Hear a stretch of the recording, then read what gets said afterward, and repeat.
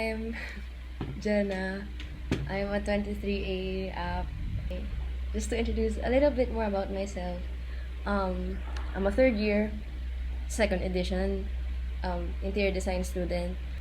I am a graphic designer also, although I specialize more on typography, visual art, and an esoteric baddie.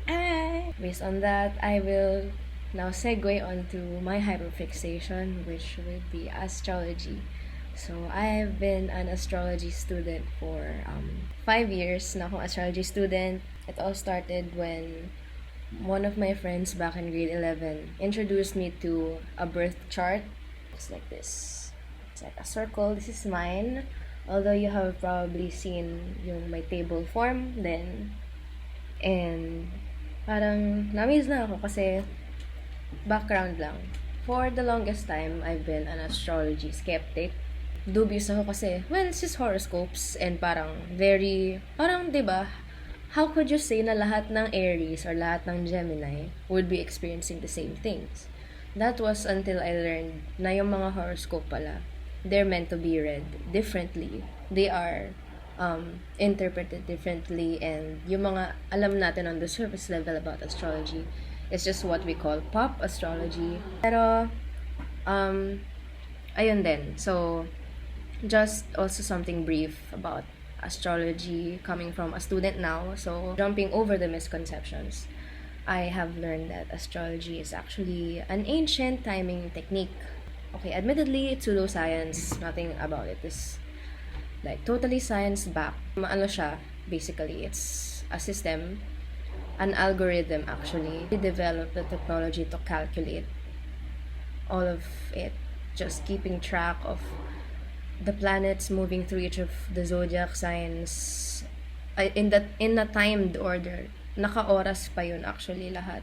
Timing technique, and there are many types of astrology. So isa lang yung pop astrology. It's just what you see online na a lot of misconceptions or just very generalized. Just take it as for funsies. Each maliit graph nyo lang yan. Natal chart astrology. So sa astrology kasi, everything is an event in itself, especially when you have the time, date, and place of it. That includes the birth of a person, which would be essentially you and me. Birth chart reading, we use it just to dissect parang your chart as a person. It's more of a tool for introspecting. So, ayun, pop astrology, natal chart astrology, and then we also have electional astrology. Now this is a different playing field. Hindi pa ako dito.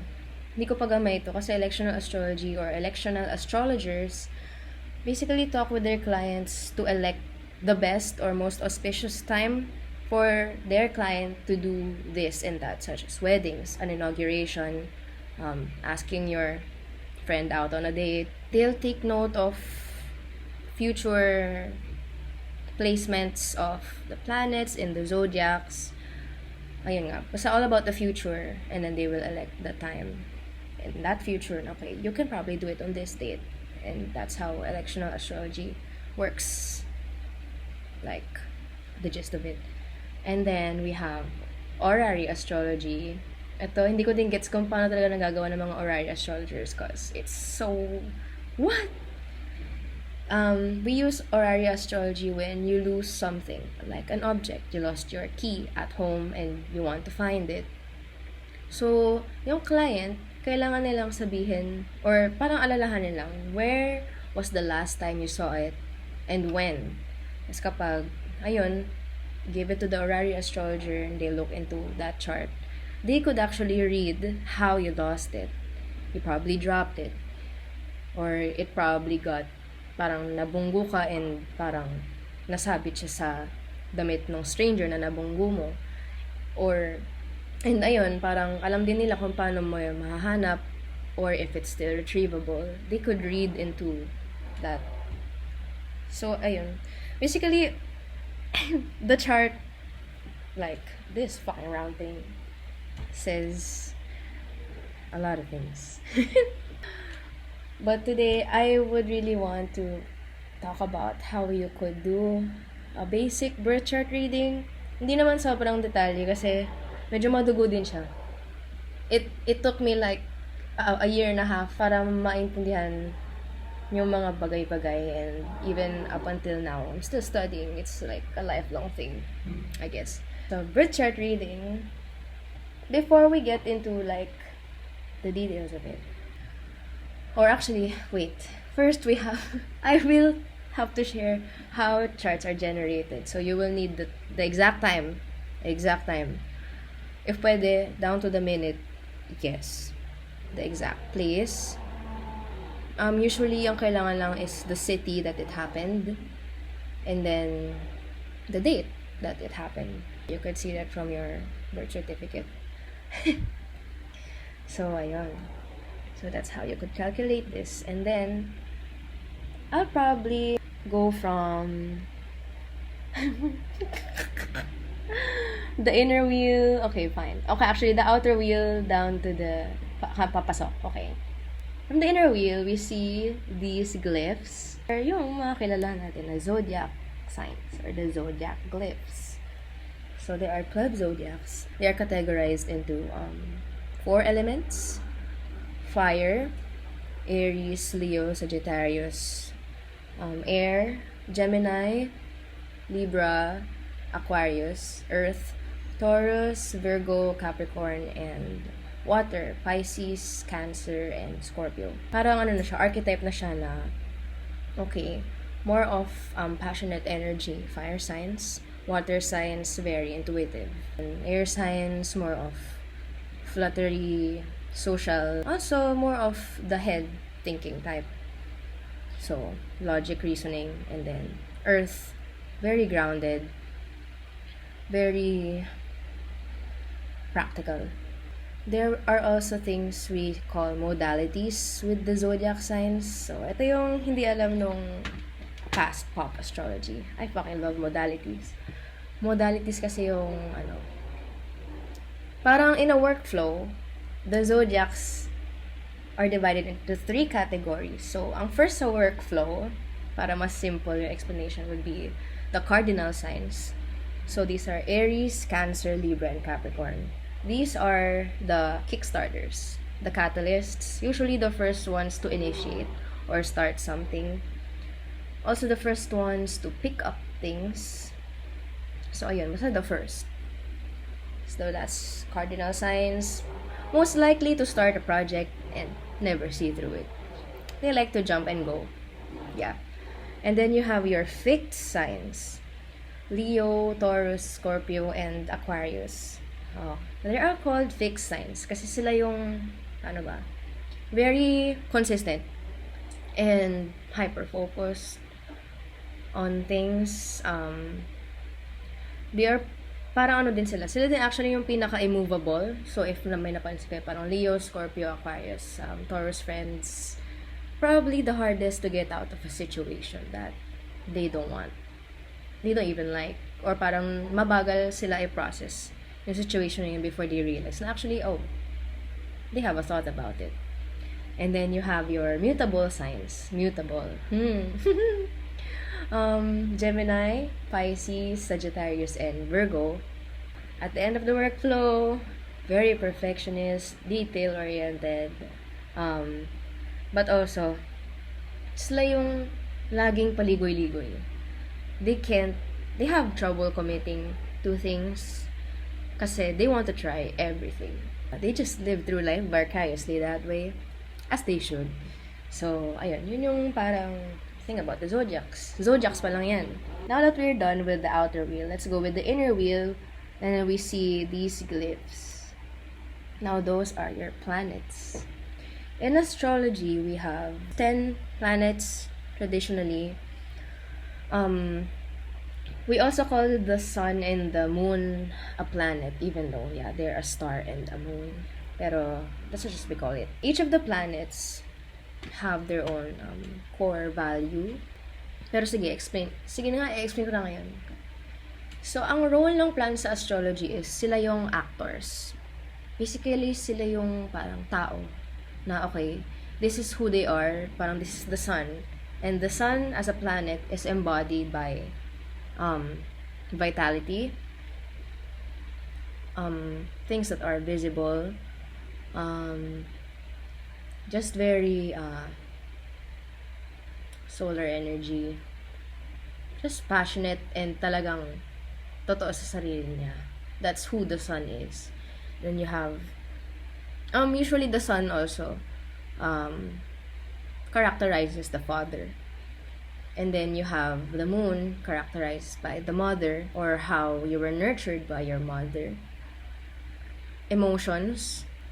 The moon is also the fastest moving planet. Kaya, like, the moon changes signs every 2.5 days. Today, the moon is right now it's in Virgo.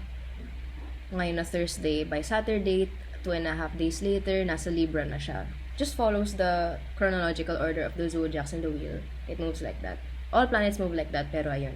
The moon moves the fastest, and that's why it's also your feelings. Kasi, feelings are fleeting. They're never permanent. And then you have the next planet, Mercury. So, Mercury, like the god, Hermes. Is it Hermes? I don't know. Siya yung, the planet that has to do with communication. How you take in information and parang release that output into the world. Basically nga, depending on where Mercury sits in the zodiac wheel and the house that it is in your chart, it tells how you speak. Parang soft-spoken ka ba? Or parang madaldal ka? Or you talk fast? Venus, like the goddess Aphrodite, planet that rules pleasure, love, arts, feminine energy. Kumbaga, Mars naman, ayun, the other end of the spectrum, masculine energy, anger. Some say sex drive, or basically just drive mo,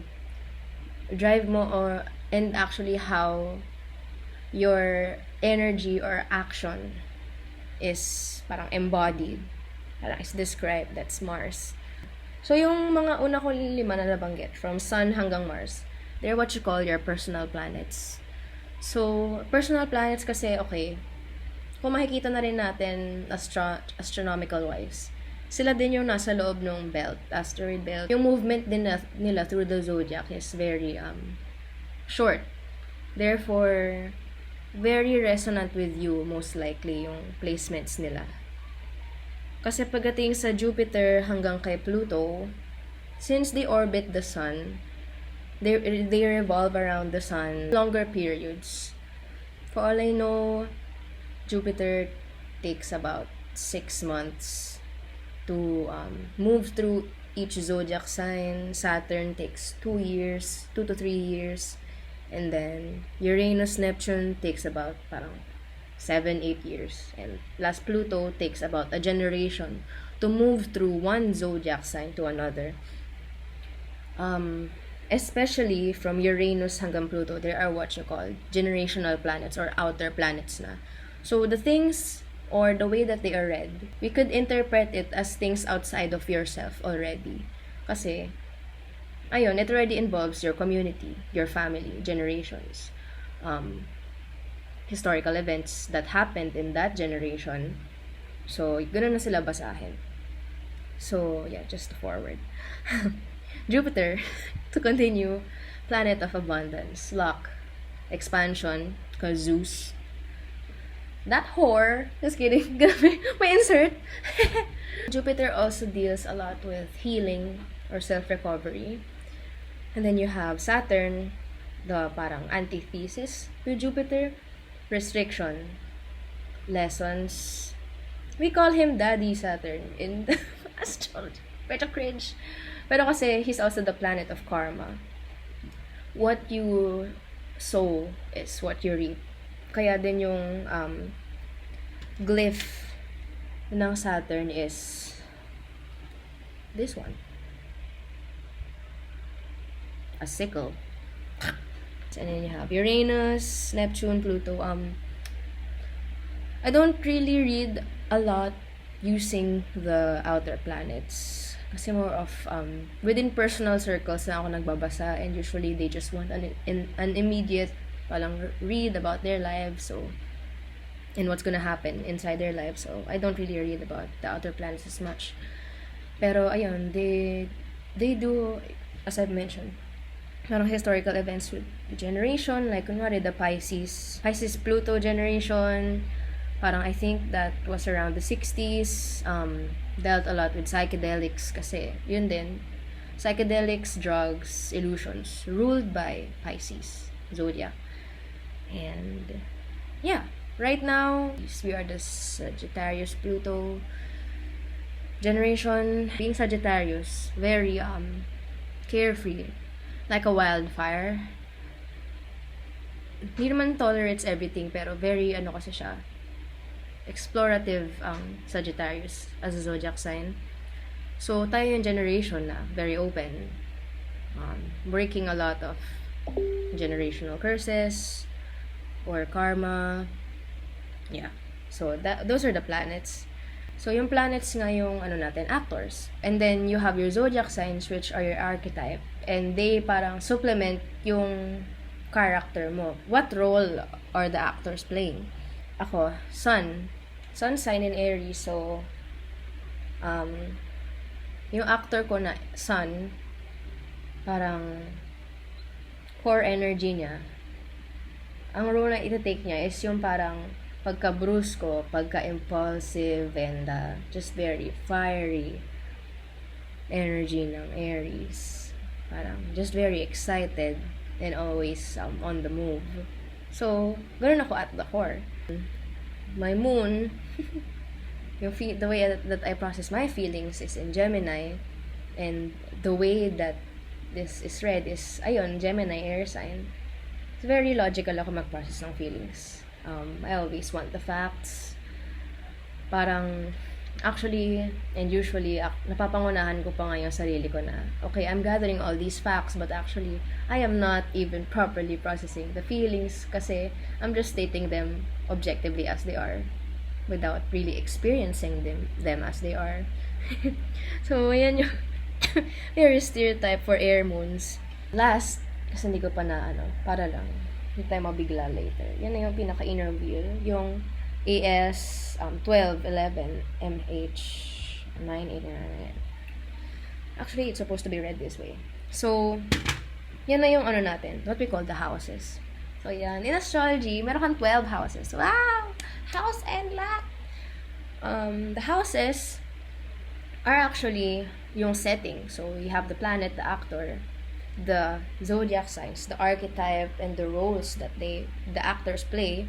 Now, saan sila nakaset? Diba? Where do they take place in your life? That's what we call the houses. Each of the houses rules a particular area of your life. The first house, or what we call the ascendant, or rising. Kaya important din na meron tayong exact time nung event na yon. Kasi hindi mo siya makakalculate unless meron ka nun. Hindi pwedeng hour lang, or parang as much as possible avoid na itansya yung hour. Kailangan talaga by the minute. Kasi may degrees pa yan and everything, and we won't go through that. Pero ayun, rising sign, the first house, that is who you are. So if napansin mo na kuwari Libra ka, pero hindi ka maka-resonate with the softness and the social, parang socialite, I don't know how you say it, social butterfly embodiment ng Libra as an air sign. It's probably because, ayun, baka Scorpio rising ka. And you're more of a private person.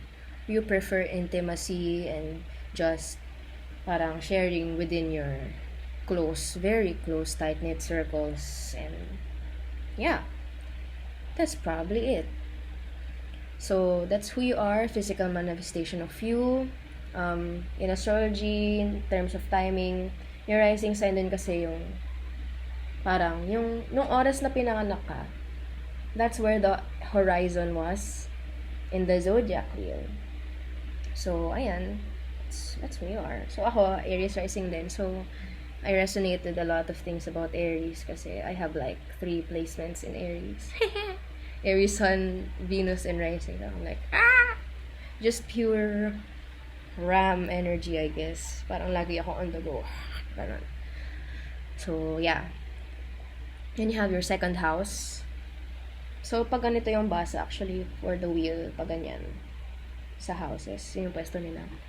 Second house, material things, money, finances, things that have value, or basically the word value. So that also includes the things that you value, which would be your principles. And then you have your third house.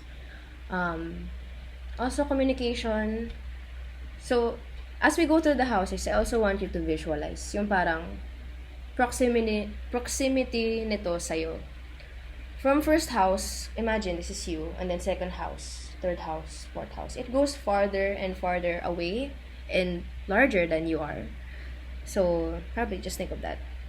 Third house, which would be your siblings, cousins, innermost circles, closest friends, short-term or parang short distance travels, yung tipong from city to city lang. Fourth house, which would be your family, kinagisnan mo, not about ancestral matters, but also who you are in private. First to fourth house, yun na yung parang pinaka-nuclear sa'yo. So, just think that way. And then, from 5th house hanggang 7th house, ito na yung may involve yung ibang tao sa buhay mo. Like, outside of your family. So, 5th house, crushes, flirting, a lot of pleasurable things like creativity, hobbies, dating, children. Then next, you have your 6th house. Ito na yung workforce or work environment, habits, routines, physical health. Yeah. 7th house, partnerships, marriages, pero not necessarily lahat romantic marriages. It could be a business marriage.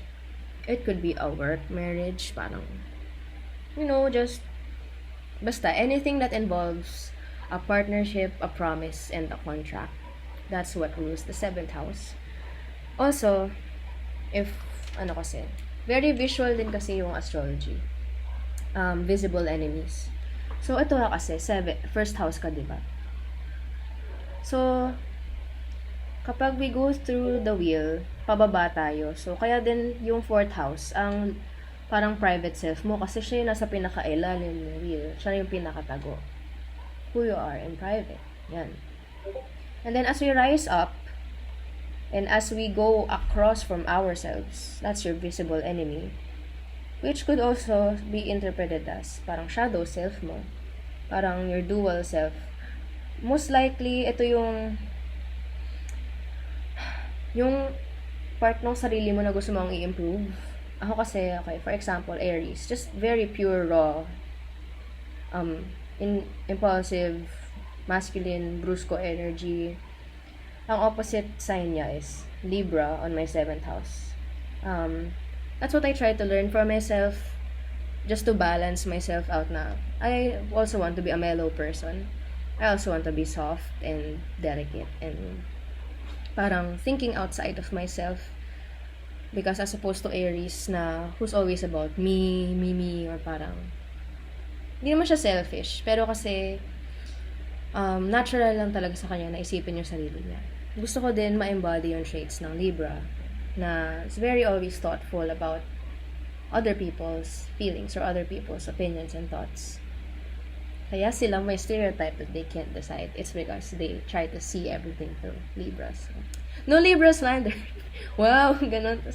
Anyway, so, to the wheel, pataas na tayo. Paakit na tayo, okay? So, 8th house naman.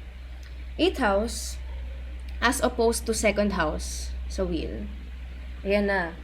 Sa astrology ni kasi, yung the houses correspond to their opposite thing. Okay? All about balancing. So, 2nd house, as I've mentioned earlier, parang the things you value and financial, material things. But usually, they are those things that you give. Like money, you give money. Pagdating naman sa 8th house, ito naman yung na-inherit mo o na-receive mo. So, inherited money, heirlooms, also the money you receive from your business, or parang sweldo, ganun. So, yeah, 8th house. 9th house, so one of my favorite houses. Also called the house of God, kasi In a zodiac wheel, supposedly, siya yung pinakamataas na point. Hindi yan. Hindi yan. Basta, mamaya. House of God, very fortunate house. House of luck. Dito kasi parang most visible yung sun. Parang, the sun feels very at home here in the 9th house. House of knowledge, higher education. So, pagdating sa 3rd house, diba, na-mention kanina na parang communication siya and short distance travel. And also actually, parang elementary education about something. Yung 9th house, as opposed niya, which would be the elevated version of the 3rd house. Traveling greater distances, foreign matters, other cultures, ayun nga, philosophy, yeah. So, parang mastery na dyan pagdating sa 9th house. And then 10th house, which usually contains the midheaven, kaya MH. So, ito na yung public self mo. Ito na yung pinapakita mo on the surface. Usually, your first impression. Capricorn, 10th house ako, so usually people think that I'm serious. At first glance. Pero ngayon kasi, nag-mellow out na ako. So, parang, sakto na. Nababalance ko na yung sarili ko. Nag-age bull-age ko na ako. So, ayun. They also say that 10th house relates with profession, what you want to do in life, career, and then, yun na, pabalik tayo sa self. 11th house. Ito na yung, bigger networks. Companies, organizations, community, your communities. And then last is the 12th house. Very misunderstood house. The most misunderstood house, if I could say. Kasi, if we look at the wheel, diba, ito ikaw, first house. Ito yung nasa likod mo. So, hindi mo siya makita as visibly. That's why it's also the house that rules all things hidden, misconceptions, illusions, hidden enemies, and your mental thoughts. Mental health also, isolation, incarceration, anything that has to do with isolation, so that includes incarceration, hospitals, yeah. So, yun na. Those are the 3 basic... Ang dami. Ang dami, pero yeah. Those are the 3 things in a birth chart. And depending on where the planets are placed, parang depending on kung saang sign sila and what house, should tell differently about the different things. I mean the several things that make you up. Actually, kung nakita niyo yung mga linya-linya dyan, yan, ayan, in the wheel. Those are what we call aspects, and they are not the same.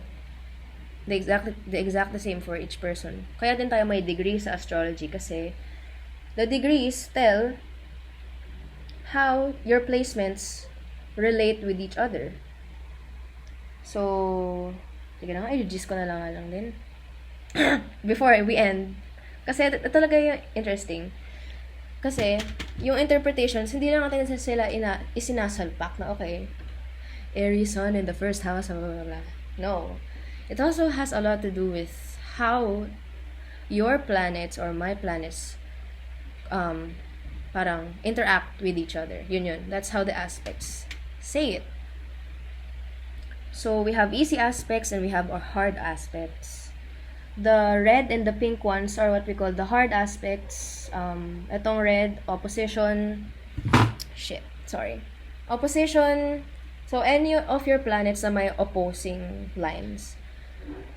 Yung dynamic nila is very push and pull. Seesaw. So, it's either here, sometimes there. The dynamic flows very, seesaw. So, all or nothing, kaya siya mahirap. Kasi sometimes it's there, sometimes it's here, and you just want to find the in-between, diba? So, ayun. And then you have the pink lines, which would be your squares. Now, kahit hard aspect siya, actually, I appreciate squares kasi it has a lot to do with overcoming. 90 degrees. Opposition 180 degrees. Squares, 90 degrees. So, mga ganun sila. It's formed a square. Overcoming kasi, mahirap nga siya na aspect. Usually, yung feeling kasi yung dynamic between the planets within a square, para silang nakalock. So, they must find compromise in order to overcome that tension. Kunwari, ako, Um, I have parang Gemini moon square Mercury. I have tension with how I want to express my feelings verbally. Feelings, moon, verbally, Mercury. So, ayun. Just overcome that difficulty. And then you have your easy aspects. You have your sextiles, 30 degrees. So, I have Aries, sextile, Gemini na naman. They're 30 degrees apart. The planets that I have there have very harmonious dynamic. Kaya, ayun, di ba? The air just fuels the fire. Gemini just fuels my Aries placements. They go hand in hand like partners. So, just very easygoing. Trines. So, yan na yung blue. Probably the most revered easy aspect. They form a triangle in the wheel. So, the planets na may dynamic na yun, na trine, very supported. Very, very. Kasi usually, sa trine, in order to form a trine, yung the signs involved there are in the same element. So, yun, yung magpo-form ng trine dito, which would be my air signs. Aquarius, Gemini, Libra. So, ayun. But, the struggle with easy aspects or trines, for the most part, so sobrang homogeneous ng quality, puro air sila, nagiging complacent yung dynamic. There is less need to want to overcome or work hard. Kaya, yan. It's also an interesting nuance. And then last, siguro, among the basic aspects, you have your conjunctions. Hey! So that's me. That's actually the Sun and Venus conjunction. A conjunction means that two or more planets or placements are in the same zodiac sign within 10 degrees of each other. Yung akin, they are both at 9 degrees. So, talagang dikit na dikit. Yung Aries, yung Venus and Sun, parang in the sky, when I was born. Kapag sobrang nagka-merge yun, usually yung qualities ng planets involved, Sun and Venus, are very much, merged din. Very apparent. Kaya ako, as a Sun-Venus conjunction, lahat ng things na parang interested ako, or the things that are fun to me, the things that I'm passionate about, I'm very loud about it. It's so apparent. Lagi akong may branding. Like, you would look at me and you would instantly know what I like. Kasi, it's very apparent. So, ayun, yun yung conjunction. Just very merged. I'm so sorry, it took 40 minutes. Pero that's it. Those are the basic things about the birth chart. If you want to know more about it, I'm really free to give you a reading sa Discord. And, yeah, thank you for listening. Thank you, I'm so sorry. Thank you. Goodbye.